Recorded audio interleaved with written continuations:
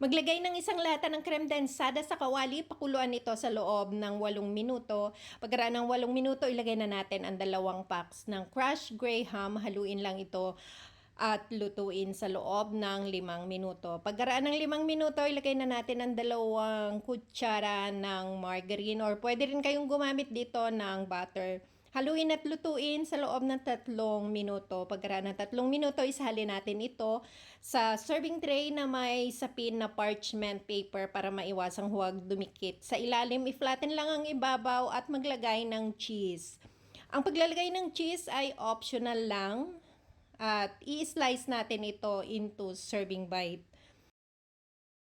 Huwag kalilimutang i-follow ang Lutong Pinoy Recipe page para update ka palagi sa mga susunod na easy recipe. Maraming salamat sa patuloy na pagsuporta at sa panonood ng mga video recipes.